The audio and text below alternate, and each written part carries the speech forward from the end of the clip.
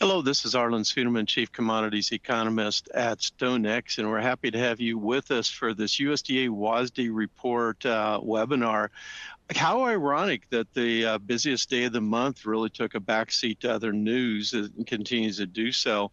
The webinar, the WASDE report was almost an afterthought in the commodity world, but there are some significant factors here in the report as well as in the outside. So we're going to try to address as many of those as we can as we look at this market. And I do need to get the disclaimer in. You're going to see my slide that I always start with here in a little bit about how price is a function of supply and demand is modified by the flow of money. Probably the best example I could offer for that happened yesterday on April 9th around midday, when we saw a single post on social media from President Trump that dramatically changed the money flow. Now, did in money flow in the equity markets, in the stock market, in the commodity markets, did the fundamentals of supply and demand change that much in that 1 hour? No, but the perception of money managers did, and that dramatically impacted how they viewed the value of assets. And so therefore it does matter what money flow is. And so as we go forward, let's talk about this. And when we look at the money investment, we have to look at the foreign holdings too, because President Trump's tariff policies do dramatically impact investors overseas. So as we look at the stock market, 20% of total equity in the market, $18.5 trillion, that's a significant holding. So when we look at how are foreign investors doing in our markets versus what their opportunities might be in their own markets or elsewhere, that's a consideration.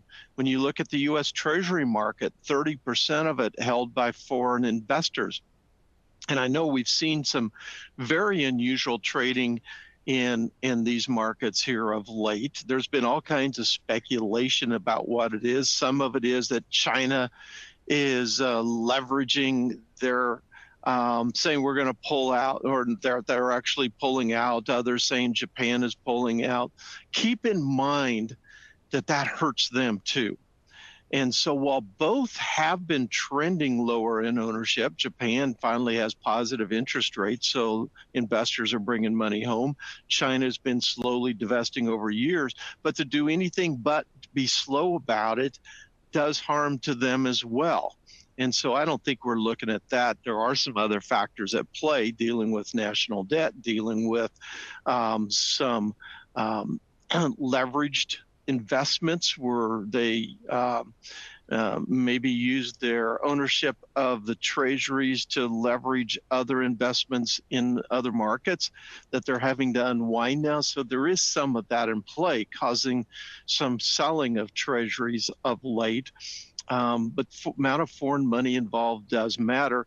And then finally, when we look at corporate credit, 30% of corporate credit is outside money from outside the country as well. Now, we did get an update last Friday on the unemployment rate ticking higher to 4.2%. Okay, but that is still at a very historically low number. So here you see the last 55 years worth of data, and you can see that most of the time over the last 55 years, we've been much higher than 4.2%.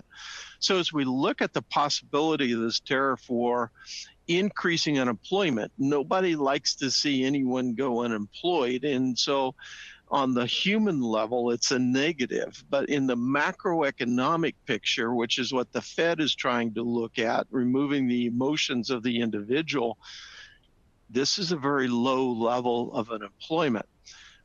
Moving that forward to the consumer price index, inflation. We got a report this morning showing that core inflation was down to 2.8% and headline inflation down to 2.4%. And if we weren't dealing with the tariff war, this would have been a really good report. And in fact, stocks, which were down heavy overnight, did rally when this data first came out, along with the weekly jobless claim numbers, which were good as well. But then they chose to say, oh, wait a minute. the month on month for the headline was down 0.1%. That's deflation, and consumer buying for services dropped. Maybe that means the consumer's pulling back. And yes, the consumer is pulling back because the consumer is seeing nothing but negative headlines. And so the consumer is scared. We're seeing that in the data. So normally the market would have taken this as a real positive. And we did come off of today's lows considerably, at least at this time of this recording. If we look at and this is something I've been tracking, is the pattern compared to what we saw in the 70s and 80s. And we did separate from that pattern with this report.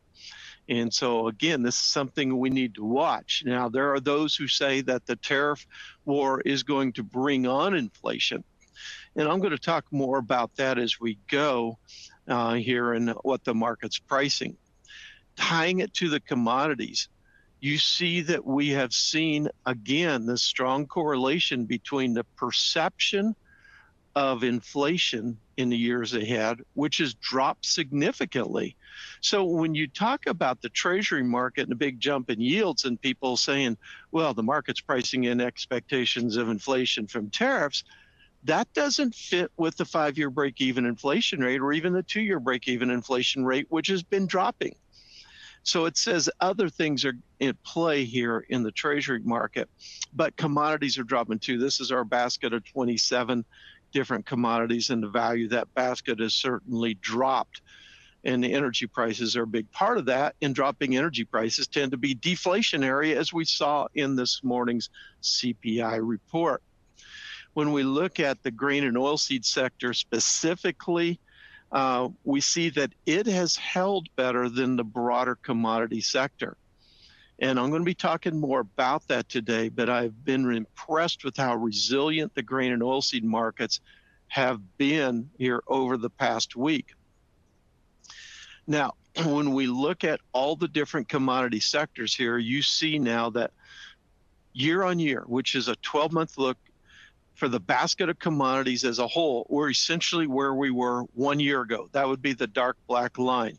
So looking, see if I can draw a line here, and let me pick my red color. So right here, we're basically right at where we were a year ago. Precious metals have come down from their lofties, but to update this today, and I made this morning, but today we saw a big surge in gold prices again, along with yesterday. And so gold prices, last I looked before coming on this, were just below record prices. Grain and oilseeds are down here, along with energy prices and industrial metals. All have taken a hit because of worries about recession. Grain and oilseeds are actually trending higher in this. They're still down 3% year on year. Where's the strength? Strength is in precious metals, up still 23% year on year, and livestock prices up 5.7% year on year. Sops up 4.2% due to strong coffee prices and cocoa prices. So interesting how this dynamics plays out. Let's update you on the tariffs. First of all, I said, well, there were 3 reasons for tariffs in Trump's mind. He says tariff is a beautiful word, and he truly believes that.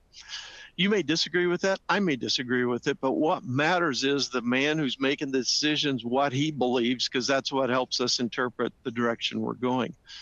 One is revenue. He likes the revenue generated by it. 2 is negotiating leverage. That has been the primary reason he's used the tariffs. 3 is national security. A good example of that has been the 25% tariff on steel and aluminum.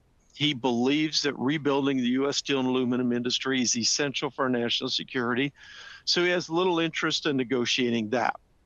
And I added the 4th one because, well, I've been talking about it. I thought, it deserves to be on this list because it is certainly true. Contain China. He has a high priority on containing China. And as we talk about China going forward, that's one reason why I believe that China decided not to negotiate, but to fight with retaliatory tariffs. because they believe that to say immediately we're going to negotiate